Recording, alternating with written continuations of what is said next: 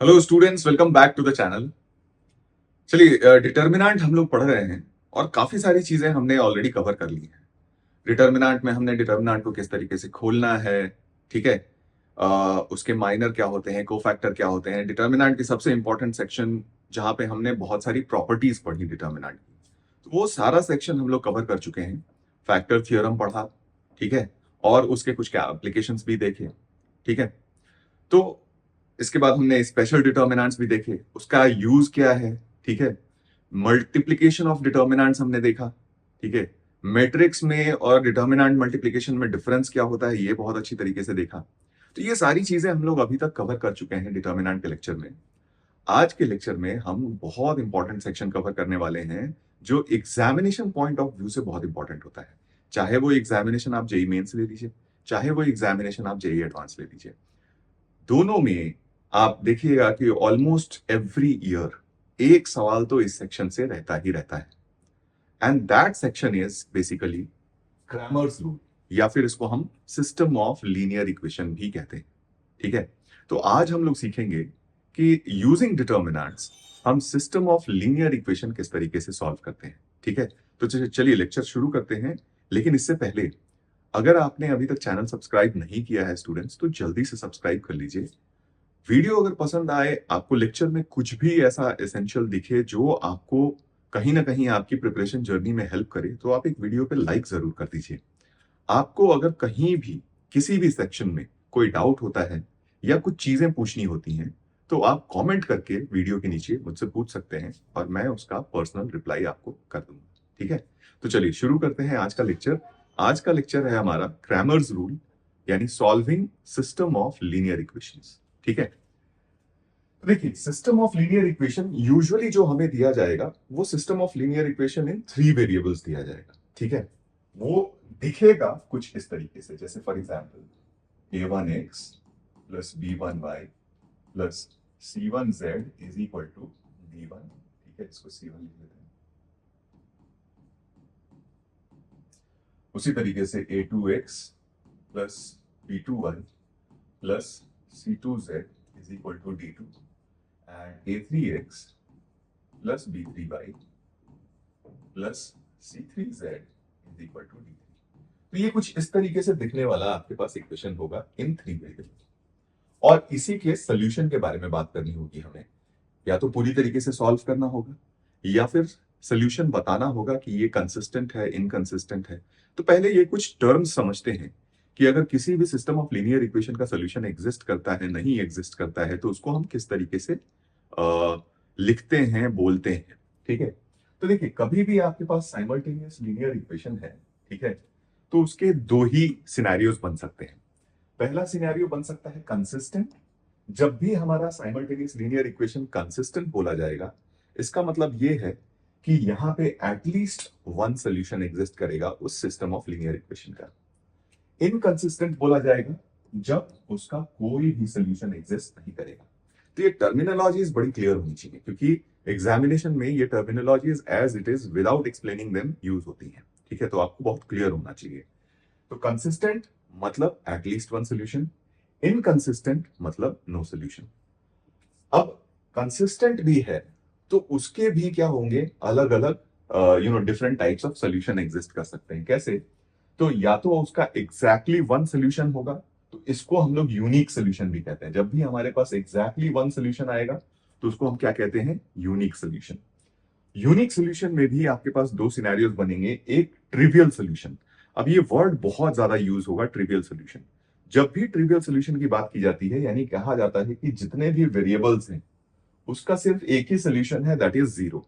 यानी trivial solution corresponds to all variables attaining only one value that is zero, ठीक है। Unique solution की बात की जाती है तो यहां पे x, y और z, इसकी सिर्फ और सिर्फ एक ही वैल्यू है जो इक्वेशन को सेटिस्फाई करती है। तो x की एक वैल्यू, y की एक वैल्यू और z की एक वैल्यू, ठीक है। यही आपके सिस्टम को सेटिस्फाई करेंगी। अब ये वैल्यूज खुद में आइडेंटिकल हो सकती हैं, जैसे फॉर एग्जाम्पल हो सकता है x is equal to 1, y is equal to 1, z is equal to 1 equation को सेटिस्फाई करे और सिर्फ यही वैल्यूज इक्वेशन को सेटिस्फाई करे, तो उस केस में हम बोलेंगे कि इक्वेशन के पास क्या है, यूनिक सोल्यूशन है। ठीक है। ट्रिवियल सोल्यूशन जब x भी जीरो हो जाए, y भी जीरो हो जाए और z भी जीरो हो जाए और इसके अलावा और कोई सोल्यूशन ना हो, तो उस केस में हमारे पास उस सोल्यूशन को कहते हैं ट्रिवियल सोल्यूशन, जहां पे हर वेरिएबल की वैल्यू क्या हो जाए, जीरो हो जाए। ठीक है। नॉन ट्रिवियल सोल्यूशन तो क्लियरली है, ट्रिवियल सोल्यूशन जब सारे वेरिएबल जीरो हो रहे हैं, तो non trivial solution when at least one of the variable is non zero. ठीक है। At least one of the variable is non zero, तो उस केस में हमारा हो जाता है नॉन ट्रिवियल सोल्यूशन। ठीक है। तो ये तो हो गया हमारा नेचर ऑफ सोल्यूशन की बात। आगे देखते हैं कि इक्वेशन इन्वॉल्विंग टू वेरिएबल्स, तो ये तो हम बात कर रहे थे कि मान लीजिए ये टू वेरिएबल के लिए भी वैलिड है और थ्री वेरिएबल के लिए भी वैलिड है, क्योंकि हम यहाँ पे एग्जैक्ट सोल्यूशन तो नहीं निकाल रहे, बस हम नेचर ऑफ सोल्यूशन की बात कर रहे थे। ठीक है। अगर हमारे पास इक्वेशन इन्वॉल्विंग टू वेरिएबल है, जैसे फॉर एग्जांपल आपके पास इक्वेशन हो a1x plus b1y is equal to c1 and a2x plus b2y is equal to c2। ठीक है। अब कंसिस्टेंट इक्वेशन अगर होंगे तो डेफिनेट एंड यूनिक सोल्यूशन होगा। और आपको यह भी पता है कि कोई भी इक्वेशन अगर आप x और y में लिखते हो, linear equation in x and y लिखते हो, तो that equation basically represents a straight line. ठीक है। एक स्ट्रेट लाइन के इक्वेशन को रिप्रेजेंट करता है।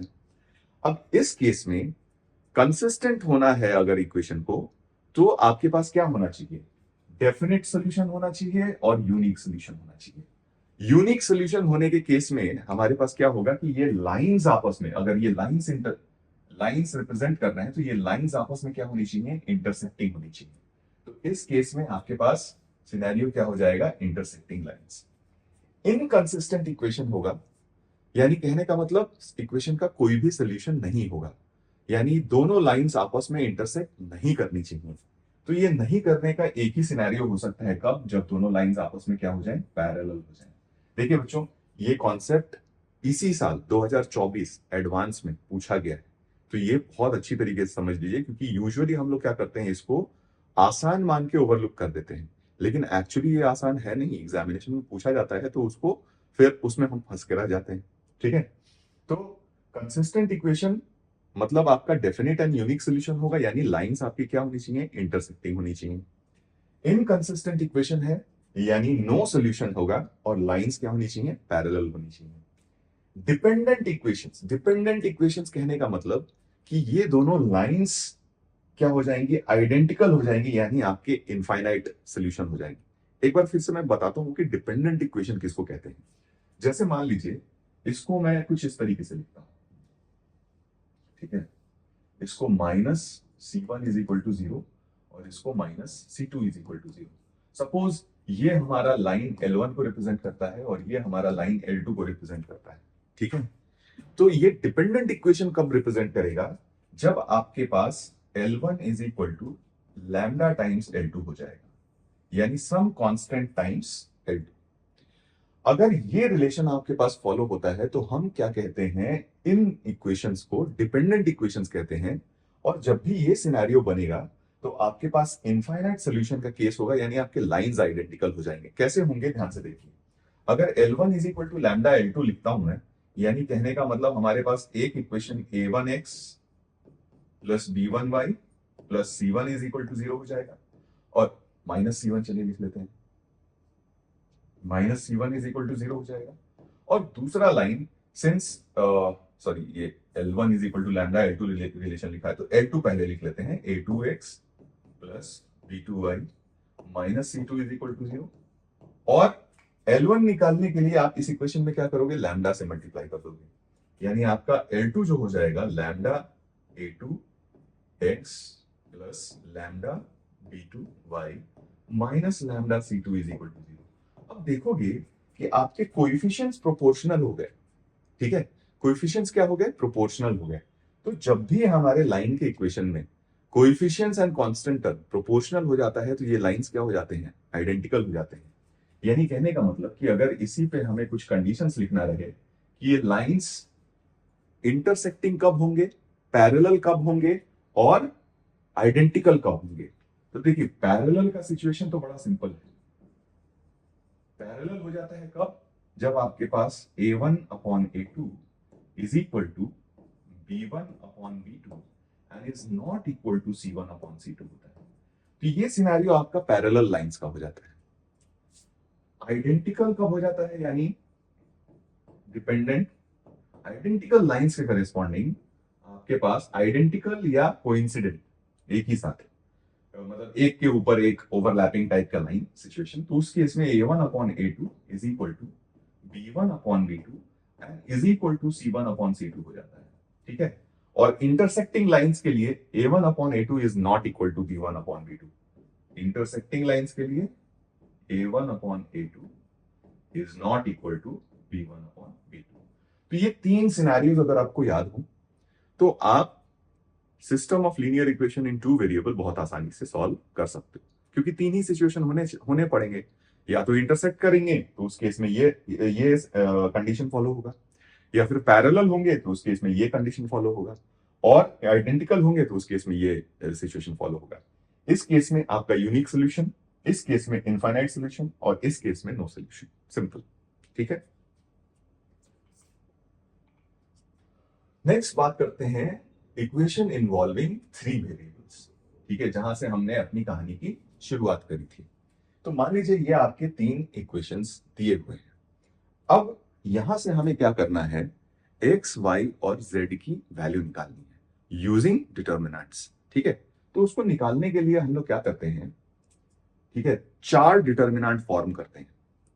पहला डिटर्मिनेंट जो डी बोल रहे हैं हम, वो डिटर्मिनेंट ऑफ कोएफिशिएंट्स है। तो यहाँ पे A1 A2 A3 B1 B2 B3 C1 C2 C3 determinant of coefficients is D. फिर D1 बोलेंगे, तो D1 बोलिए, या कन्वीनियंस के लिए इसको मैं dx बोल देता हूं। ठीक है, d of x। d of x के लिए हम क्या करेंगे कि जो x के कोएफिशिएंट्स थे d में, उसके बदले में हम कांस्टेंट टर्म्स डाल देंगे। और इक्वेशन याद रखिए इसी फॉर्म में होना चाहिए, यानी वेरिएबल्स LHS में और कांस्टेंट RHS में। तो हम हमेशा इक्वेशन को इसी फॉर्म में लिखेंगे और इसके बाद ही काम करना शुरू करेंगे। ठीक है, तो कोएफिशिएंट्स का डिटर्मिनेंट बना लिया हमने। x के करेस्पॉन्डिंग जब हमें डिटर्मिनेंट बनाना है तो हम x के कोएफिशिएंट्स को कांस्टेंट टर्म से रिप्लेस कर देंगे।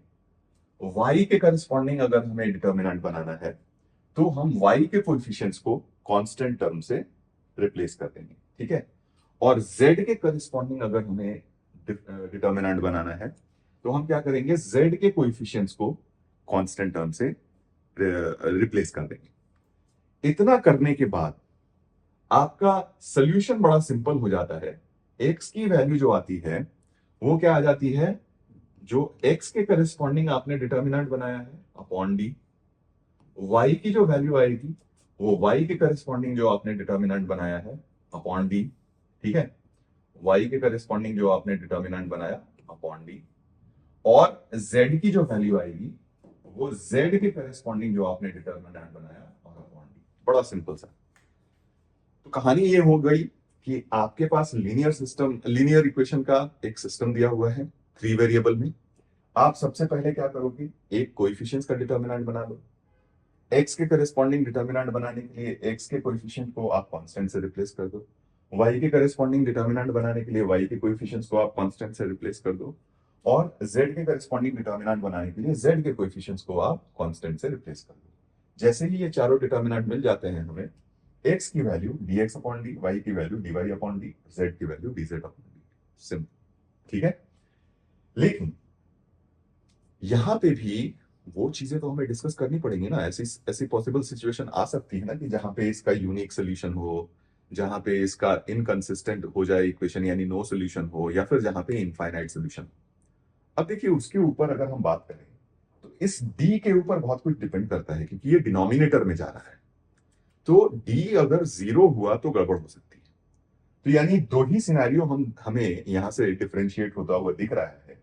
एक केस जब डी जीरो हो जाए, और दूसरा केस जब डी नॉन जीरो हो। ठीक है, तो इसके सोल्यूशन के बारे में जब भी बात करेंगे ना, तो हमारी शुरुआत हमेशा होगी डी से। अब डी के लिए हमारे पास दो पॉसिबल पाथवेज हैं। पहला तो D not equal to zero हो, और दूसरा आपका D is equal to zero. ठीक है क्या, अब ये वाला जो सेक्शन है ना, ये बहुत अच्छी तरीके से समझिएगा, क्योंकि ये सेक्शन आपको एग्जामिनेशन में इतना इक्विप कर देगा कि ऐसे क्वेश्चंस बहुत आसानी से आप बना सकते हो। ठीक है, अब डी नॉन जीरो हुआ, यानी कहने का हमारा मतलब हुआ कि डिनोमिनेटर नॉन जीरो है।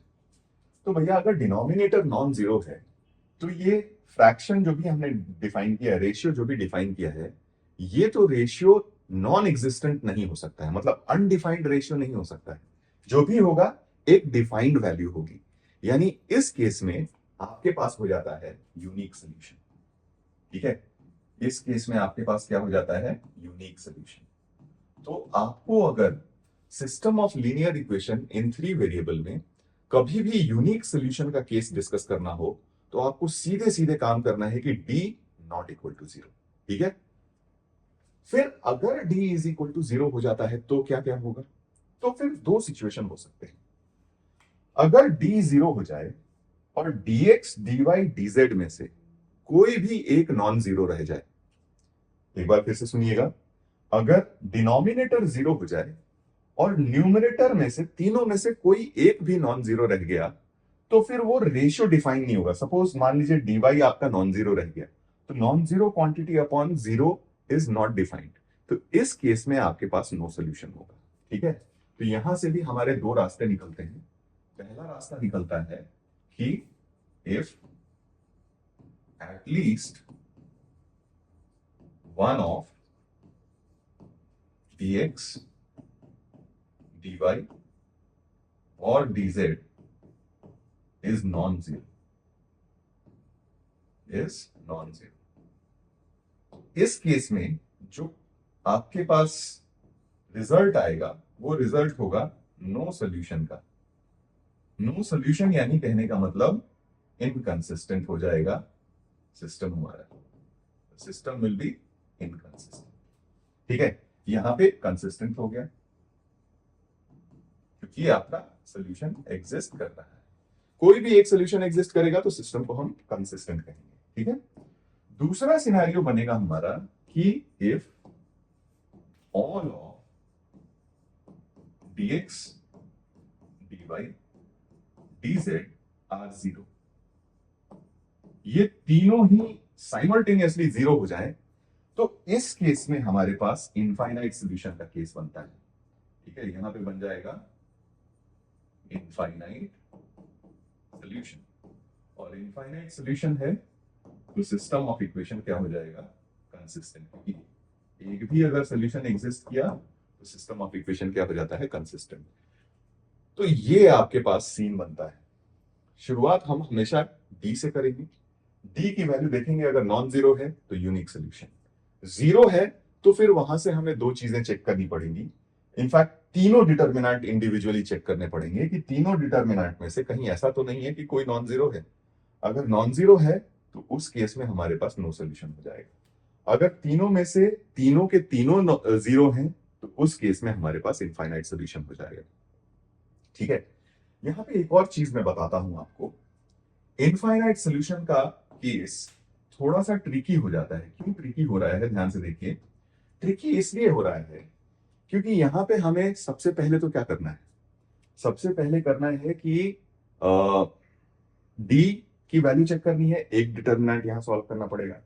फिर इन तीनों की वैल्यू चेक करनी पड़ेगी कि इन तीनों की वैल्यू जीरो हो रही है, तो यहां तीन और डिटर्मिनेंट एक्सपैंड करने पड़ेंगे। यानी ओवरऑल हमें 4 डिटर्मिनेंट एक्सपैंड करने पड़ते हैं। तो इन चारों डिटर्मिनेंट को एक्सपैंड करने में तो बहुत सारा टाइम लग जाएगा हमारा। ठीक है, इनफाइनाइट सॉल्यूशन वाले केस में। तो इसके लिए एक और कॉन्सेप्ट मैं आपको सिखाता हूं। कॉन्सेप्ट क्या है कि देखिए, ये जो तीनों इक्वेशन आप देख रहे हैं, ठीक है, ये लीनियर इक्वेशन इन 3 वेरिएबल है। तो ये किसको रिप्रेजेंट करेंगे, ये प्लेन्स को रिप्रेजेंट करते हैं। ठीक है, जैसे linear equation in 2 variable line को रिप्रेजेंट करता है, तो linear equation in 3 variable 3D में प्लेन को रिप्रेजेंट करता है। ठीक है क्या, तो ये प्लेन को रिप्रेजेंट करता है, तो यानी कहने का मतलब कि इसका अगर मैं मान लूं कि ये प्लेन P1 है, ये अपना प्लेन P2 है और ये अपना प्लेन P3 है। ठीक है क्या, तो अगर ये इनफाइनाइट, अब इसको थोड़ा सा ज्योमेट्रिकली भी समझने की कोशिश करते हैं कि यूनिक सोल्यूशन का केस क्या हुआ, नो सोल्यूशन का केस क्या हुआ और इनफाइनाइट सोल्यूशन का केस क्या हुआ। जैसे लाइन में हमने समझा था ज्योमेट्रिकली। अब देखिए यहाँ पे यूनिक सोल्यूशन का केस ये हुआ कि तीनों प्लेन्स जाके किसी एक ही पॉइंट पे इंटरसेक्ट कर रहे हैं। जैसे एग्जाम्पल के तौर पे x y plane, y z plane और जेड एक्स प्लेन, हम लोग अपना कोऑर्डिनेट प्लेन बनाते हैं ना, तो ये अगर मान लीजिए एक्स एक्सिस है, वाई एक्सिस है, जेड एक्सिस है, तो ये आपका एक्स वाई प्लेन हो गया, ये आपका वाई जेड प्लेन हो गया और ये आपका जेड एक्स प्लेन हो गया। ये तीनों आके सिर्फ एक ही पॉइंट पे इंटरसेक्ट करते हैं, दैट इज ओरिजिन। ठीक है, तो ये वाला सिचुएशन जो होता है ये हमारा यूनिक सोल्यूशन का केस होता है, जहां तीनों प्लेन्स जाके किसी एक ही पॉइंट पे इंटरसेक्ट कर रहे हैं। ठीक है, तो ये आपका यूनिक सोल्यूशन का केस हो गया। अगर हम बात करते हैं नो सोल्यूशन का केस, तो इस केस में क्या हुआ होगा कि दो प्लेन्स पैरेलल हुए होंगे। ठीक है, दो प्लेन्स पैरेलल हुए होंगे इस तरीके से, और तीसरा प्लेन मान लीजिए इसको इंटरसेक्ट कर रहा होगा इस तरीके से, तो इस केस में आपका नो सोल्यूशन वाला केस हुआ। या फिर तीनों प्लेन्स इस तरीके से होंगे कि सच दैट किसी आइडेंटिकल पॉइंट पे इंटरसेक्ट नहीं कर रहे हैं।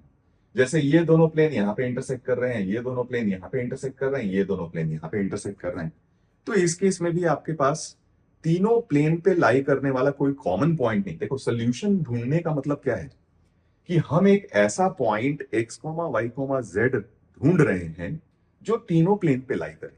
ठीक है, इस सिस्टम ऑफ इक्वेशन का अगर हमें सोल्यूशन ढूंढना है तो बेसिकली हम एक ऐसा पॉइंट ढूंढ रहे हैं जो प्लेन P1 पे भी लाई करे, P2 पे भी लाई करे और P3 पे भी लाई करे। जब यूनिक सोल्यूशन वाला केस हमने डिस्कस किया था, जैसे एक्स वाई वाई जेड और जेड एक्स प्लेन का, तो उस केस में हमारा जो ओरिजिन आया था वो एक्स वाई प्लेन को भी सेटिस्फाई करता है, वाई जेड प्लेन को भी सेटिस्फाई करता है और जेड एक्स प्लेन को भी सेटिस्फाई करता है। ठीक है क्या? इस केस में अगर आप देखिएगा तो इन ये प्लेन और ये प्लेन के बीच में तो एक पॉइंट है जो दोनों प्लेन को सेटिस्फाई करता है, लेकिन वो पॉइंट इस प्लेन को कभी सेटिस्फाई नहीं करेगा। ठीक है, सिमिलरली इन दोनों के करस्पॉन्डिंग जो आपका पॉइंट ऑफ इंटरसेक्शन आया या जितने भी पॉइंट ऑफ इंटरसेक्शन आए, वो इन दोनों प्लेन को तो सेटिस्फाई करेंगे लेकिन इस प्लेन को सेटिस्फाई नहीं करेगा। तो यहां पे केस आ गया आपका नो सोल्यूशन का। सिमिलरली यहां पे भी देखें तो इन दोनों प्लेन्स का जो इंटरसेक्शन आएगा पॉइंट, वो इस प्लेन को सेटिस्फाई नहीं करेगा एंड सो ऑन। ठीक है, तो हमारे पास इन दोनों सिचुएशंस में ऐसा कोई भी एक पॉइंट नहीं मिल सकता जो तीनों प्लेन को सेटिस्फाई करे। ठीक है, तो इस केस में हमारे पास नो सोल्यूशन का केस आ जाता है। इनफाइनाइट सोल्यूशन कब आता है? इनफाइनाइट सोल्यूशन तब आता है जब आपके पास तीनों प्लेन्स क्या हो जाए। ठीक है, तीनों प्लेन्स या तो कोइंसिडेंट हो जाए, बात समझिए, तीनों प्लेन्स क्या हो जाए? कोइंसिडेंट हो जाए, यानी तीनों एक ही प्लेन हो, आइडेंटिकल हो जाए, तो आपके पास इनफाइनाइट पॉइंट्स आएंगे जो तीनों प्लेन को सेटिस्फाई करेंगे। या फिर तीनों प्लेन्स आके किसी एक लाइन पे इंटरसेक्ट करें। जैसे फॉर एग्जांपल मैं ऐसा देता हूं कि ये दो प्लेन्स हैं, ये इस लाइन पे इंटरसेक्ट कर रहे हैं और इसी लाइन पे ये हमारा तीसरा प्लेन भी इंटरसेक्ट कर रहा है, तो ये तीनों प्लेन्स आके इस लाइन पे इंटरसेक्ट कर रहे हैं। तो इस लाइन पे लाई करने वाला पॉइंट तीनों प्लेन को सेटिस्फाई करेगा, और इस लाइन पे कितने पॉइंट्स लाई करेंगे? Infinite points. तो यानी इनफाइनाइट सॉल्यूशन का केस तब होता है जब आपके तीनों प्लेन आइडेंटिकल हो जाएं या फिर तीनों प्लेन किसी एक लाइन पे आके इंटरसेक्ट करें और वो लाइन तीनों प्लेन पे लाई करनी चाहिए। ठीक है, तो ये आपका इनफाइनाइट सॉल्यूशन का केस आया। अब अगर मान लीजिए हमारे पास तीनों प्लेन्स अगर किसी एक लाइन से पास करती हैं, तो उसका कंडीशन ये होता है कि इनके बीच में ये इक्वेशंस बेसिकली डिपेंडेंट इक्वेशंस हो जाती हैं। जैसे हमने लाइन में पढ़ा था डिपेंडेंट इक्वेशन, तो यहां पे भी आपके पास क्या हो जाता है?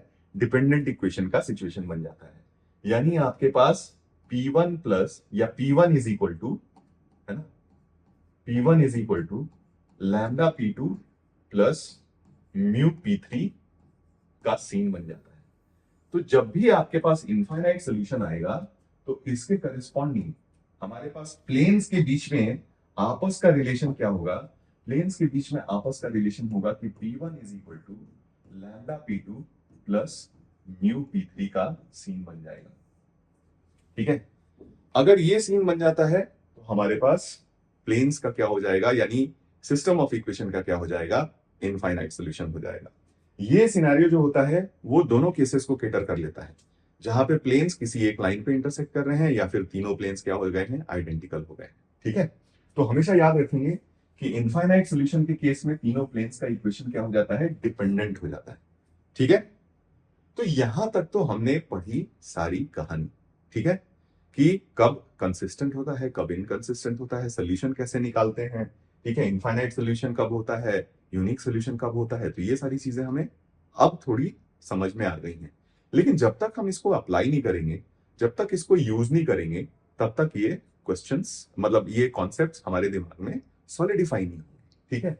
तो चलिए पहले नोट देख लेते हैं। ये चीजें हमने ऑलरेडी डिस्कस कर ली हैं, लेकिन फिर भी मैं आपको एक बार बता देता हूं। If D not equal to 0 है, ठीक है, तो उस केस में आपके पास क्या हो जाएगा, आपके पास हो जाएगा, और इन तीनों में से कोई भी एटलीस्ट वन नॉन जीरो है, तो इस केस में आपके पास नॉन ट्रिवियल यूनिक सोल्यूशन होता है।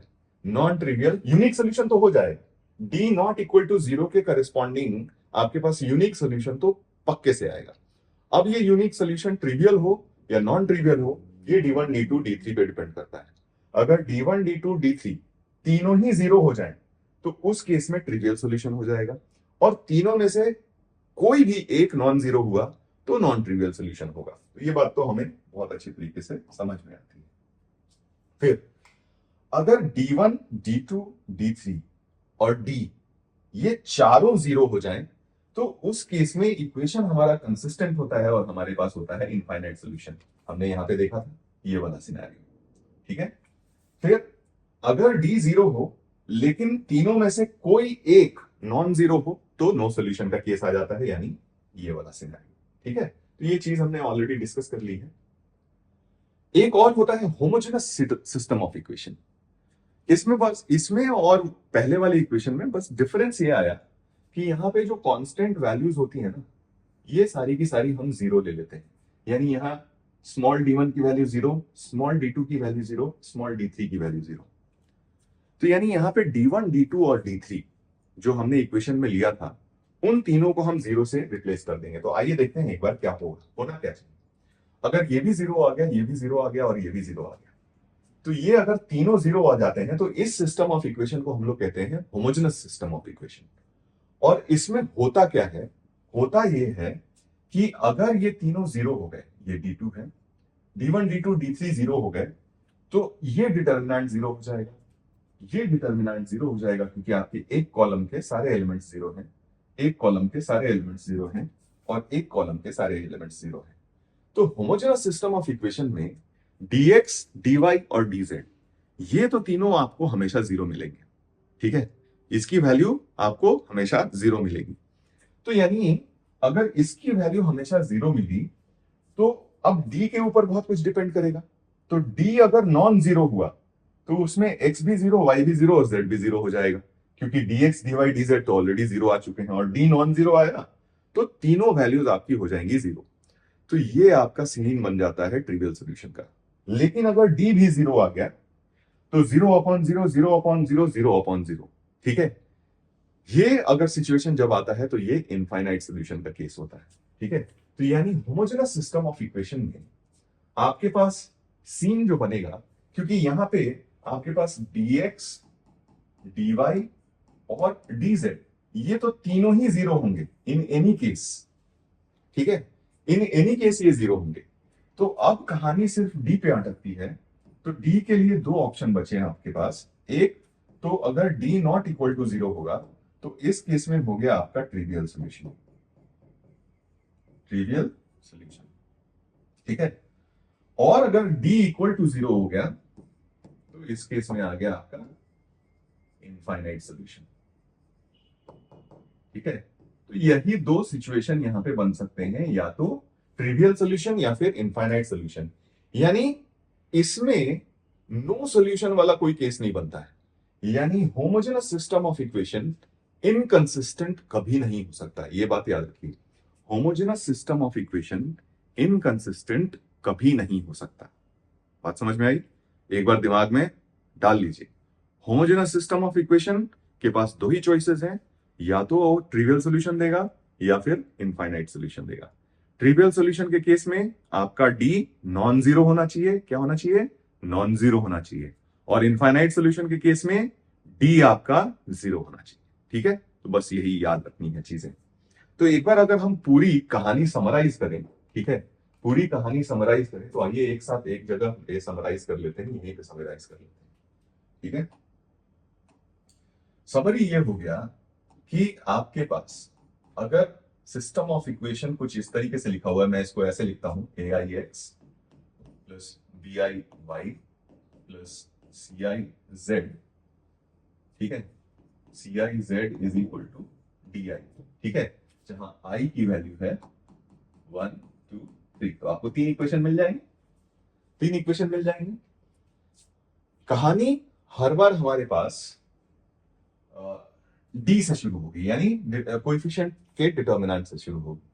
तो पहला केस लेते हैं, केस वन। ठीक है, case one when di's are not equal to zero, di जो है वो जीरो नहीं है, यानी ये system of equation homogeneous system of equation नहीं है। तो इस केस में आपकी कहानी शुरू होगी डी से। ठीक है, डी से शुरू होगी, डी की वैल्यू अगर जीरो हुई, अगर नॉन जीरो हुई, तो आपका आ गया यूनिक सोल्यूशन। आपका क्या आ गया? Unique solution. ठीक है, लेकिन अगर डी की वैल्यू जीरो हुई तो फिर हमारे पास दो रास्ते और बचेंगे। पहला रास्ता बोलता है कि अगर dx, dy, dz all are zero, तीनों ही जीरो हो गए, तो इस केस में आपके पास बनेगा इनफाइनाइट सोल्यूशन। ठीक है, इनफाइनाइट सोल्यूशन के केस में आपके पास तीनों इक्वेशन प्लेन्स के जो होते हैं वो डिपेंडेंट हो जाते हैं, यानी P1 is equal to lambda P2 plus mu P3 का केस आएगा। ठीक है, और अगर at least one of dx, dy, dz are non zero, तो इस केस में आ गया आपका नो सोल्यूशन। ठीक है, इस केस में क्या आ जाएगा? No solution. तो ये आ गया आपका non homogeneous system of linear equation का केस। दूसरा केस, केस टू, जहां होमोजेनस सिस्टम ऑफ इक्वेशन है, जहां पे di is equal to zero for all i is equal to 1 2 3, यानी सारे कांस्टेंट्स अगर जीरो हो जाए, तो ये हो गया आपका homogeneous system of equation. Homogeneous system of equation. ठीक है, और इसके करस्पॉन्डिंग भी आपकी कहानी डी से शुरू होगी। इसमें दो ही पॉसिबल केसेस हैं, अगर D not equal to zero तो आपका हो गया ट्रिवियल सॉल्यूशन। ठीक है, ट्रिवियल सॉल्यूशन, और अगर D is equal to zero तो आपके पास हो गया infinite non trivial solution. Non trivial, infinite और नॉन ट्रिवियल सॉल्यूशन। ठीक है, तो ये हो गई हमारी summary of the entire learning that we have had till now. ठीक है, अब इसको अप्लाई करेंगे प्रॉब्लम सॉल्विंग। तो चलिए, हमारे पास एक इक्वेशन है, solve the system of equation this, और इसको हमें सॉल्व करना है। अब ध्यान से देखिए, जैसा कि मैंने बोला कि हमारी कहानी की शुरुआत हर बार कोएफिशिएंट्स के डिटर्मिनेंट से होगी। ठीक है, तो हमें सबसे पहले डी की वैल्यू निकालनी है। तो डी हमारा हो गया कोएफिशिएंट्स का डिटर्मिनेंट, दैट इज 1 1 1, ये 1 माइनस 1 एंड 1, और ये हो गया 2 1 माइनस 1। ज्यादा दिमाग नहीं लगाएंगे, सीधे सीधे एक्सपैंड कर देंगे। तो फर्स्ट रो के अबाउट एक्सपैंड करते हैं, तो 1 इंटू ये हो गया 1 माइनस 1 0। ठीक है, फिर माइनस 1 इंटू ये हो गया माइनस 1 माइनस 2। ठीक है, प्लस 1 इंटू ये हो गया 1 प्लस 2। ठीक है, तो वैल्यू कितनी है? ये तो आ गई 0, ये आ गया 3, और ये भी आ गया 3, तो ये तो वैल्यू आ गई आपकी 6। नॉन जीरो आ गया, 6 इज नॉट इक्वल टू 0। तो इतना तो क्लियर है हमारे पास कि इस इक्वेशन का जो सोल्यूशन होगा वो यूनिक सोल्यूशन होगा। x की एक यूनिक वैल्यू आएगी, y की एक यूनिक वैल्यू आएगी, और z की एक यूनिक वैल्यू आएगी। वो क्या आएगी, उसको निकालने के लिए हमें पहले dx निकालना पड़ेगा। तो dx निकालते हैं, तो x के कोएफिशिएंट्स को हम कांस्टेंट से रिप्लेस कर देंगे। तो 6 2 1। ठीक है, यहाँ पे आ गया आपका 1 माइनस 1 एंड 1। ठीक है, यहाँ पे 1 1 माइनस 1, ये सिंप्लीफाई कर लीजिए, फर्स्ट रो के अबाउट एक्सपैंड कर देते हैं, तो 6 इंटू 1 - 1 इंटू ये हो जाएगा -2 -1 तो -3 एंड +1 इंटू 2 + 1 तो ये भी आ गया 3, ये वैल्यू आ गई 6। ठीक है, dy निकाल लेते हैं। dy निकालेगा तो आप y के कोएफिशिएंट्स को कांस्टेंट से रिप्लेस करिएगा, यहाँ पे 1 1 2 ही रहेगा, यहाँ पे आपका हो जाएगा 6 2 1 और ये हो गया 1 1 -1। एक्सपैंड करते हैं तो कितना आएगा, देखिए फर्स्ट रो के अबाउट एक्सपैंड करते हैं तो 1 इंटू -2 -1 तो -3। ठीक है, फिर -6 इंटू ये हो जाएगा -1 -2 तो -3 एंड +1 इंटू ये हो जाएगा 1 -4 तो -3। तो ये आ गया -3 -3 6 + 18 तो 12 आ गया। ठीक है, dy आ गया 12। एक बार dz भी निकाल लेते हैं,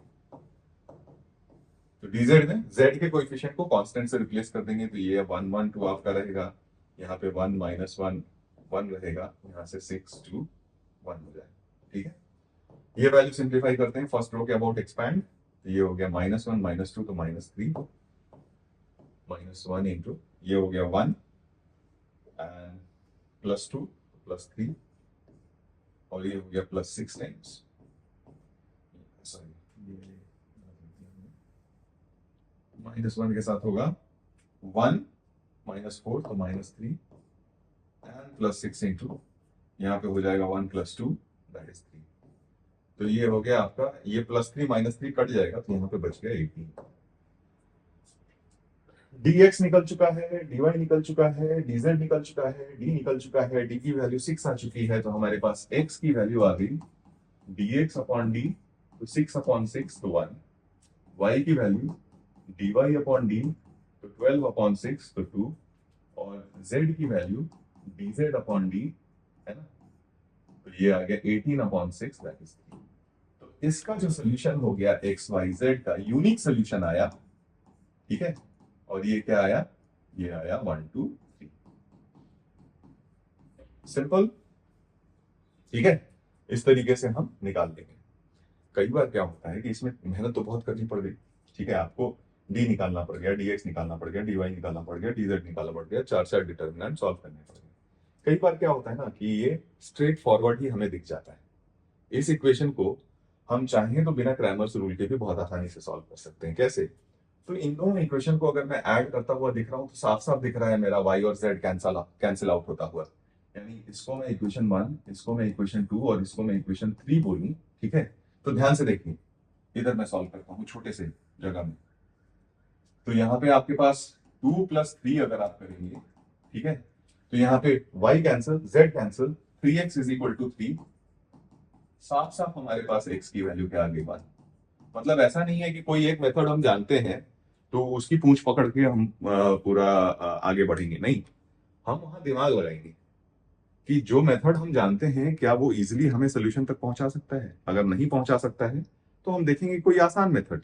यहाँ तो मुझे साफ साफ दिख रहा था, इन दोनों को ऐड करने से सीधे सिर्फ x ही बचेगा, x की वैल्यू 1 आ गई, x की वैल्यू 1 आ गई, किसी भी एक इक्वेशन में डाल दो आप, तो इन दोनों को ऐड कर दो, फर्स्ट और सेकंड को ऐड कर दो। देखो फर्स्ट प्लस सेकंड आप करते हो तो y कैंसिल हो गया, तो 2x + 2z = 8, तो x + z = 4 आ गया। x की वैल्यू 1 हमने निकाल रखी है, z की वैल्यू 3 आ गई, x और z की वैल्यू 3 आ गई, तो यहां से फर्स्ट इक्वेशन से तो फ्रॉम 1 y की वैल्यू सीधे सीधे 2 आ गई।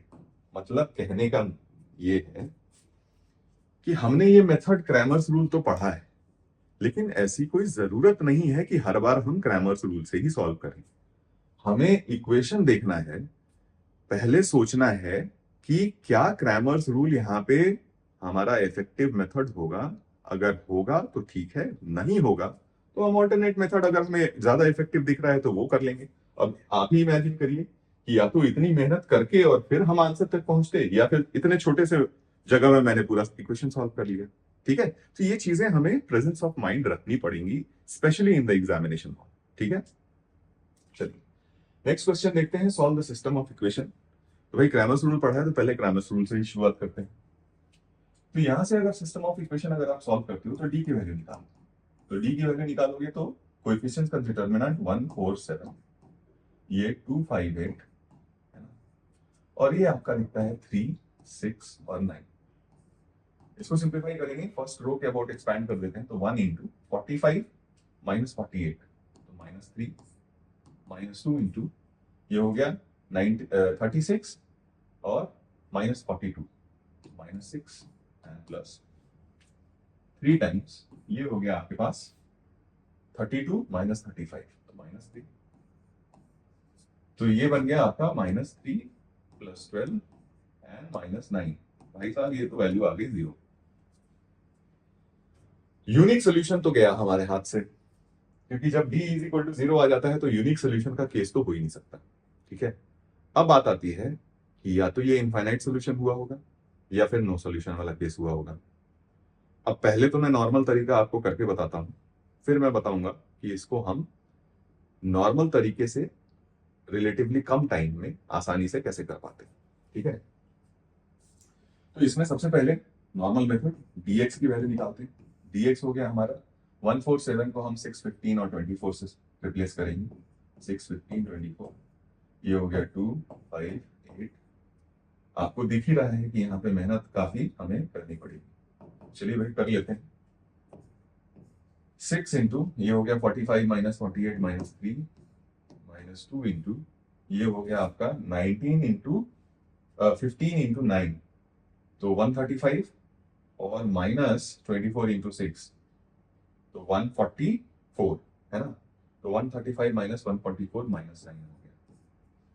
फिर हो गया +3, ठीक है, +3 यहां से आपके आपके पास देखिए ये कितना हो जाएगा, तो 120 माइनस 120, ठीक है, तो ये हो गया 0। तो ये तो आ गया आपका -18 + 18, वैल्यू आ गई 0, dx 0 आ गई। तो मुझे कुछ कुछ फीलिंग तो आ रही है कि ये इनफाइनाइट सोल्यूशन की तरफ बढ़ रहा है, लेकिन फिर भी देख लेते हैं। dy की वैल्यू निकाल लेते हैं। dy की वैल्यू 147 यहाँ पे रहेगा, यहाँ पे हो जाएगा 6, 15, 24 और यहाँ 3, 6, 9। ठीक है क्या? आप चाहें थोड़ा सिंप्लीफाई करने के लिए तो 3 कॉमन यहाँ से, 3 कॉमन यहाँ से और उसके बाद आप कर सकते हैं, लेकिन उतनी मेहनत मैं मतलब एक बार फिर से डिटर्मिनेंट लिख के मैं फिर से और कहानी बढ़ाना नहीं चाहता। ठीक है, चाहें तो आप यहाँ से 3 कॉमन कर लें तो ये 2, 5 और 8 बन जाएगा, यहाँ से 3 कॉमन कर लें तो ये 1, 2 और 3 बन जाएगा। ठीक है क्या? चलिए, और कोई तरीका है क्या देखने का जीरो? क्या हम किसी और तरीके से जीरो देख सकते हैं? ठीक है, वैसे तो अभी नहीं दिख रहा मुझे। हाँ, एक तरीका मुझे दिख रहा है, इस केस में भी दिख रहा था। ठीक है, इनफैक्ट इसको एक्सपैंड करने की जरूरत नहीं बनती। ध्यान से देखिए, इसका अगर मैं रो 1 लूं, सॉरी, इसका अगर मैं रो 1 लूं, ठीक है, और रो 2 लूं, यहां ध्यान से देखिए, तो इन दोनों का सम 30 आ रहा है, ये इसके ट्वाइस के बराबर है। इन दोनों का सम 10 आ रहा है, इसके ट्वाइस के बराबर है। इन दोनों का सम 12 आ रहा है, इसके ट्वाइस के बराबर है। तो यहाँ पे आप इस तरीके से भी लिख सकते हैं, R2 को अगर रिप्लेस करते हैं, R2 ट्वाइस, मतलब आप अगर इस तरीके से लिखते हैं, ठीक है, कि R1 को अगर आप रिप्लेस करते R1 + R3 - 2R2, ठीक है, R1 + R3 - 2R2, तो R1 + R3 ये 30 - 2R2 30, तो यहाँ 0, यहाँ 0, यहाँ 0, वैल्यू अपने आप 0 हो जाती है। तो उसी तरीके का यहाँ पे कुछ कर सकते हैं क्या? बिल्कुल यहाँ पे दिख रहा है मुझे, इन दोनों का सम इसके ट्वाइस के बराबर, इन दोनों का सम इसके ट्वाइस के बराबर, इन दोनों का सम इसके ट्वाइस के बराबर। यानी यहाँ पे अगर मैं रिप्लेस करूं R1 को R1 + R3 - 2R2, ठीक है, तो डिटर्मिनेंट हमारा हो गया 0, 0, 0, 4, 15, 6, 7, 24 और 9, वैल्यू आ गई 0। ठीक है क्या? तो यही बात है कि बिना दिमाग लगाए अगर हम कूदते तो हमें इस तरीके से पूरा कैलकुलेशन करना पड़ता। थोड़ा सा दिमाग लगाया, कैलकुलेशन काफी सारा बच गया। ठीक है, dz की बात कर लेते हैं। dz dz हमारा हो जाएगा, यहाँ पे 147 रहेगा, ठीक है, यहाँ पे आपका 258 रहेगा और यहाँ पे आपके पास बच जाएगा 6, 15 और 24।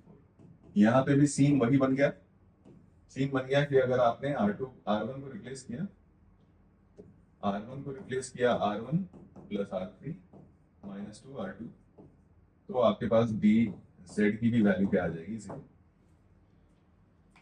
अब देखो भाई, dx 0 आ गया, dy 0 आ गया, dz 0 आ गया और d भी 0 आ गया। तो ये तो केस बन गया हमारा इनफाइनाइट सोल्यूशन का। क्या केस बन गया? इनफाइनाइट सोल्यूशन का। ठीक है, कहानी यहां खत्म नहीं हुई हमारी। यहां से तो सिर्फ हमने आइडेंटिफाई किया कि ये इनफाइनाइट सोल्यूशन आएगा, लेकिन वो सोल्यूशन क्या आएगा वो निकालना पड़ेगा हमें। ठीक है, वो निकालने के लिए हम लोग क्या करेंगे, ध्यान से सुनिएगा और समझिए। वो निकालने के लिए हम लोग क्या करेंगे कि हम किसी भी दो वेरिएबल्स को किसी तीसरे वेरिएबल के फॉर्म में एक्सप्रेस करेंगे और उसी तरीके से आंसर लिखेंगे। जैसे फॉर एग्जांपल मैं आपको बताता हूं। ठीक है, यहां पे मुझे दिख रहा है कि x plus 2y plus 3z is equal to 6 है। ठीक है, यहाँ पे 4x प्लस, तो मैं कोशिश करूंगा पहले z को एलिमिनेट करता हूं। ठीक है, z को एलिमिनेट करता हूं।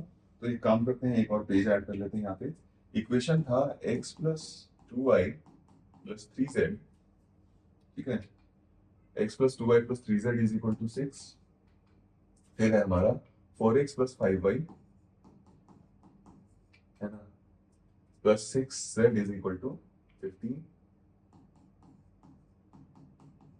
और यहाँ पे है आपके पास 7x plus 8y plus 9z is equal to 24। 7x plus 8y plus 9z is equal to 24। ठीक है, हम क्या करते हैं, पहले फर्स्ट और सेकंड इक्वेशन से z एलिमिनेट करते हैं। तो आप करो सेकंड माइनस 2 इंटू फर्स्ट, तो ये बन जाएगा यहाँ पे 2x, है ना, यहाँ पे प्लस y और इधर बन जाएगा आपका 3, पहला इक्वेशन। ठीक है, फिर आप इससे थर्ड माइनस 3 इंटू 1 करो, है ना, थर्ड माइनस 3 इंटू 1, तो ये बन जाएगा 4x, है ना, फिर plus 2y is equal to 12। ठीक है, नहीं 18, 6, इनफैक्ट ये तो वही बन गया। ठीक है, तो आपको कोई एक इक्वेशन निकाल लो, इतना करने की जरूरत नहीं है। तो यहां से आप क्या लिखोगे, y इज इक्वल टू क्या लिखोगे, 3 माइनस 2x। मैंने क्या बताया था कि किन्हीं भी दो वेरिएबल को किसी तीसरे वेरिएबल के फॉर्म में आप एक्सप्रेस कर दो। तो y को हमने लिख दिया 3 माइनस 2x, तो हमने y को x के फॉर्म में एक्सप्रेस कर दिया। अब हमें z को भी x के फॉर्म में एक्सप्रेस करना है, तो इसको मैं फर्स्ट में सब्सटीट्यूट कर देता हूं। तो x 2y के बदले में 6 माइनस 4x लिख लेता हूं, and plus 3z is equal to 6। अब ध्यान से देखिए, यहां पे बन गया हमारे पास 6, 6 कैंसिल कर लीजिए और ये बन जाएगा 3z is equal to 3x, यानी z is equal to x। अब ध्यान से देखिए, y को हमने x के फॉर्म में एक्सप्रेस कर दिया, z को हमने x के फॉर्म में एक्सप्रेस कर दिया। तो हमारा जो सोल्यूशन होगा, ध्यान से देखिएगा, हम सोल्यूशन किस तरीके से लिखेंगे। सोल्यूशन एक्स वाई जेड का जो होगा वो हम लिखेंगे, x के बदले में कोई कांस्टेंट k रख देते हैं, x के बदले में कोई कांस्टेंट k रख देते हैं। तो y की value in terms of this x क्या थी, 3 माइनस 2x, तो ये हो जाएगा 3 माइनस 2k। और z की वैल्यू x के टर्म्स में क्या थी, तो x, तो ये बन जाएगा where k belongs to r। तो भाई ये आपका सोल्यूशन होगा। इस तरीके से हम सॉल्यूशन को एक्सप्रेस करेंगे। ध्यान से समझिए हमने किया क्या। जब हमारे पास ये इंश्योर हो गया कि ये सिस्टम ऑफ इक्वेशन का इनफाइनाइट सॉल्यूशन आएगा, ठीक है, तो फिर हमने क्या किया कि किन्हीं भी दो वेरिएबल्स को किसी तीसरे वेरिएबल के फॉर्म में एक्सप्रेस किया। जैसे इस केस में y को हमने x के फॉर्म में एक्सप्रेस किया, z को हमने x के फॉर्म में एक्सप्रेस किया। ठीक है, और फिर x को हमने कोई कांस्टेंट k रख लिया। तो हमारा जो सोल्यूशन होता x के बदले में k, तो y हमारा था 3 माइनस 2x, तो यहाँ पे बन जाएगा 3 माइनस 2k। z हमारा था x, तो यहाँ पे z की वैल्यू क्या हो जाएगी, k, where k is any real number. अब यहाँ पे k की आप वैल्यूज डालते रहो, आपको अपने सॉल्यूशंस मिलते रहेंगे। जैसे फॉर एग्जांपल एक सॉल्यूशन में दिखाता हूँ, k इज इक्वल टू 0 के corresponding, k is equal to 0 के करेस्पॉन्डिंग आपका जो सॉल्यूशन आएगा 0, 3, 0। देखिए क्या इसको सेटिस्फाई कर रहा है, 0, 3, 0 सेटिस्फाई कर रहा है, 0 3 0 सेटिस्फाई कर रहा है, 0 3 0 सेटिस्फाई कर रहा है। तो एक सोल्यूशन ये हो गया, k इज इक्वल टू 1 डालोगे तो 1 2 1 ये भी आपकी इक्वेशन को सेटिस्फाई करेगा। ध्यान से देखिए, 1 2 तो 1 प्लस 4 एंड प्लस क्या था, 1 2 1 तो 1 2 1 डाल के देखिए यहाँ पे, तो 1 2 1 तो कितना हो गया भाई, ये 1 प्लस 2 तो 3 एंड प्लस 3 6 सेटिस्फाई करना है। समझ में आ रही बात? तो यहाँ पे k की आप वैल्यूज कोई भी रियल वैल्यू डालते जाइए, आपको अपने सिस्टम के इनफाइनाइट सॉल्यूशंस मिलते जाएंगे। ठीक है, तो इनफाइनाइट सॉल्यूशन को हमेशा हम इस तरीके से रिप्रेजेंट करते हैं। एक और चीज यहाँ पे वेरीफाई करते हैं, मैंने आपको बताया था कि कभी भी जब इनफाइनाइट सॉल्यूशन का केस होता है, तो अगर इसको मैं P1 बोलूं, इसको मैं P2 बोलूं और इसको मैं P3 बोलूं, तो ये तीनों इक्वेशन डिपेंडेंट होने चाहिए थे। क्या यहाँ पे डिपेंडेंट है? तो यहाँ पे मुझे दिख रहा है कि P1 plus P2, P1 plus P3 है ना, is equal to twice P2 आ रहा है। डिपेंडेंट इक्वेशन है। ठीक है, यानी कहने का मतलब कि अगर इस तरह का रिलेशन हम पहले ही निकाल लें, समझिए मैं क्या कह रहा हूं, इस तरह का रिलेशन अगर हम पहले ही निकाल लें, तो हमें इतनी मेहनत करके ये dx, dy, dz और d की वैल्यू निकालने की जरूरत नहीं पड़ती। अगर पहले ही हमने देखा होता कि इन दोनों इक्वेशंस का सम इस सेकंड वाले इक्वेशन के सम के मतलब सेकंड वाले इक्वेशन के ट्वाइस के बराबर है, तो इस केस में हमारे पास क्या हो गया, इनफाइनाइट सॉल्यूशन का केस पहले ही फिक्स हो गया। यानी ये सब पूरा डिटर्मिनेंट निकालने की कहानी हमें करनी ही नहीं पड़ती। अगर हमने पहले ही ये आइडेंटिफाई कर लिया होता कि P1 plus P3 is equal to twice of P2 आ रहा है, तो यहीं पे कहानी खत्म हो जाती कि ये इनफाइनाइट सॉल्यूशन का केस बन गया। ठीक है, तो अब हमें वो सॉल्यूशन इस तरीके से निकालने पे काम करना पड़ता है। समझ में आई बात? ठीक है, चलिए एक और सवाल, आज के लिए ये आखिरी सवाल लेते हैं, फिर इसको हम फिर नेक्स्ट क्लास में कंटिन्यू करेंगे। ठीक है, यहां पे solve the system of equation, एक सिस्टम ऑफ इक्वेशन आपको दिया हुआ है, इसको सॉल्व करना है। ठीक है, तरीका क्रैमर्स रूल वाला आपको पता है, डी निकालना है, dx निकालना है, dy निकालना है और dz निकालना है। ठीक है, मैं एक दूसरा तरीका यूज करता हूं, मैं देखता हूं कि पहले कहीं ये इंडिपेंडेंट डिपेंडेंट इक्वेशन वाला सीन तो नहीं है। तो डिपेंडेंट इक्वेशन वाला सीन मुझे दिख तो रहा है थोड़ा थोड़ा। कैसे कि इन दोनों के कोएफिशिएंट्स को मैं ऐड कर रहा हूं तो इसका कोएफिशिएंट मिल जा रहा है, इन दोनों के कोएफिशिएंट्स को ऐड कर रहा हूं तो इसका कोएफिशिएंट मिल जा रहा है, और इन दोनों के कोएफिशिएंट्स को ऐड कर रहा हूं तो इसका कोएफिशिएंट मिल जा रहा है। ठीक है, अब यहाँ पे एक बहुत ही इंपॉर्टेंट नोट मैं आपको बनाने वाला हूं। Very very important note. ठीक है, very very very important note, क्योंकि ये आपकी कहानी में बहुत ही आपको एफर्ट करेगा, मतलब यू हेल्प करेगा और आपकी मेहनत बिल्कुल आसान कर देगा। देखिए ध्यान से, मैं इंपॉर्टेंट नोट इसको क्यों बता रहा हूं। अगर मान लीजिए हमारे पास सिस्टम ऑफ इक्वेशन लिखा हुआ है aix plus biy plus ciz is equal to di। ठीक है, ये सिस्टम ऑफ इक्वेशन है where i is equal to 1 2 and 3। ठीक है, अब यहां पे अगर आप ये चीज देखते हो, ठीक है, इसको मैं चलिए डी डिटर्मिनेंट लिख लेता हूं फॉर द टाइम बिंग। तो कोएफिशिएंट्स का डिटर्मिनेंट a1 b1 c1। ठीक है, इनफैक्ट इसको ना मैं थोड़ा मैट्रिक्स की तरफ लेके चलता हूं। मैट्रिक्स सिंस हमने पढ़ लिया है तो यहां आपको जल्दी आसानी से समझ में आ जाएगा। इसको अगर हम मैट्रिक्स इक्वेशन में कन्वर्ट करते, तो मैट्रिक्स इक्वेशन में ये कन्वर्ट हो जाता कुछ इस तरीके से a1 b1 c1, a2 b2 c2, है ना, और a3 b3 c3 और times xyz is equal to ये आपका आता b1 b2 b3। ठीक है, ये इस तरीके से रिलेशन आता आपका। अब सीखना क्या है यहां पे? सीखना ये है कि अगर इस मैट्रिक्स इक्वेशन में आपने देखा, इस मैट्रिक्स इक्वेशन में अगर आपके पास तीनों रोज तीनों रोज इस रिलेशन को सेटिस्फाई करते हैं कि R1 is equal to lambda R2 plus mu R3। ठीक है, मान लीजिए आपके पास लैम्डा और म्यू कोई ऐसे कॉन्स्टेंट्स एग्जिस्ट करते हैं जिसके लिए R1 is equal to lambda R2 plus mu R3 बन जाता है। एंड ठीक है, एंड आपके पास D1 भी is equal to lambda D2 plus mu D3 बन जाता है। समझिए मैं क्या कह रहा हूं।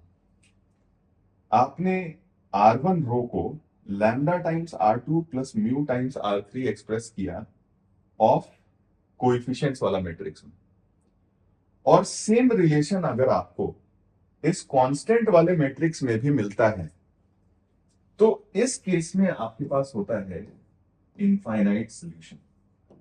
इनफाइनाइट सॉल्यूशन, इस केस में आपको क्या मिल जाता है? Infinite solution. लेकिन यहीं पे अगर आपके पास R1 is equal to lambda R2 plus mu R3 ये तो मिल रहा है, but D1 is not equal to lambda D2 plus mu D3, तो इस केस में आपके पास हो जाता है नो सॉल्यूशन। इस केस में क्या हो जाता है? No solution. इसको मैं इस क्वेश्चन में अप्लाई करा के दिखाता हूं। इनफैक्ट ये इस क्वेश्चन में और इसके प्रीवियस क्वेश्चन में। तो चलिए इनफाइनाइट सॉल्यूशन वाला पहले हम देख लेते हैं। देखिए कोएफिशिएंट्स के रो में मैंने देखा कि यहां पे कोएफिशिएंट्स के रो वाला रिलेशन अगर मैं देखूं तो R1 प्लस यानी R1 is equal to 2R2 minus R3 आ रहा है। देखिए ध्यान से, R1 is equal to 2R2 minus R3 आ रहा है। ठीक है, क्लियर है ना? और यहां से कांस्टेंट्स पे भी मैं अगर देखूं तो D1 इज इक्वल टू भी 2D2 माइनस D3 आता है। 2D2 माइनस D3, ध्यान से देखिए। तो यानी जो कोएफिशिएंट मैट्रिक्स में रोज रिलेशन फॉलो कर रहा है वो कांस्टेंट मैट्रिक्स वाला रो भी रिलेशन फॉलो कर रहा है। तो इस केस में तो क्लियरली हमारे पास आ गया था इनफाइनाइट सॉल्यूशन, और ये हमने देख भी लिया था। ठीक है क्या? इस केस में इनफाइनाइट सॉल्यूशन आया था और वो हमने देख लिया। अब इस केस में आते हैं। यहां पे हमें दिख रहा है कि R1 plus R2 is equal to R3, यानी R1 is equal to R3 minus R2 आ रहा है। आ रहा है क्या? R3 माइनस R2 कोएफिशिएंट्स के मैट्रिक्स में ये रिलेशन फॉलो हो रहा है। लेकिन कांस्टेंट में अगर आप देखिए तो इन दोनों का सम इसके बराबर नहीं आ रहा है। यानी इस केस में D1 is not equal to D3 minus D2। ध्यान से देखिए, D1 is not equal to D3 minus D2, तो यहां से क्लियरली सॉल्यूशन आ गया आपका नो सॉल्यूशन। ठीक है, आगे हमें मेहनत करने की जरूरत है ही नहीं। तो मतलब यहां पे ना मैं D निकालने वाला हूं, ना DX निकालने वाला हूं, ना DY निकालने वाला हूं, और ना ही DZ निकालने वाला हूं। सीधे सीधे मैं लिख सकता हूं नो सॉल्यूशन। नो सॉल्यूशन और किन किन केसेस में एग्जिस्ट कर सकता है? ठीक है, सो नो सॉल्यूशन के केसेस ध्यान से देखिए ये कब कब हो सकते हैं। नो सॉल्यूशन का एक तो केस ये आ गया आपके पास जहां R1 is equal to lambda R2 plus mu R3 था, and D1 is not equal to lambda D2, है ना, प्लस म्यू D3। तो ये नो सॉल्यूशन का केस आ गया। दूसरा केस आ गया कि any of the two planes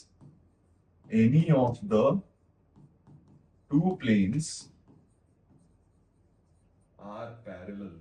अगर इन दोनों में से कोई भी दो प्लेन पैरेलल आ जाए, मतलब ये रिलेशन एग्जिस्ट ना करे लेकिन हमें दिख जाए कि इनमें से कोई भी दो प्लेन पैरेलल है, तो उस केस में भी हमारा नो सॉल्यूशन का केस हो जाएगा। जैसे फॉर एग्जांपल, एक एग्जांपल से सिखा देता हूं मैं आपको। जैसे मान लीजिए आपके पास सिस्टम ऑफ इक्वेशन आ गया x plus y plus z is equal to 5, and 2x plus 2y plus 2z is equal to 11। ठीक है, और तीसरा इक्वेशन मान लीजिए 3x plus y plus 7z is equal to 9। ठीक है, ये आपका सिस्टम ऑफ इक्वेशन अगर होता है तो यहां पे साफ साफ हमें दिख रहा है कि ये दोनों प्लेन्स आपस में पैरेलल हैं। क्यों? क्योंकि इनके कोएफिशिएंट्स प्रोपोर्शनल हैं। x का कोएफिशिएंट दोनों का रेशियो हाफ, y का भी रेशियो हाफ, z का भी ratio half, but it is not equal to the ratio of these two. यानी इस केस में हमारे पास a1 upon a2 is equal to b1 upon b2 is equal to b3 upon c2 upon c1 upon c2 and is not equal to d1 upon d2 है। तो ये situation ये represent करता है कि p1 and p2 are parallel. ये p1 अगर मान लेते हैं, ये p2 मान लेते हैं और ये p3 मान लेते हैं, तो यहां सिचुएशन हो गया कि p1 and p2 are parallel. ठीक है, so any of the two planes are parallel and हाँ, बस पैरेलल एंड नॉन आइडेंटिकल।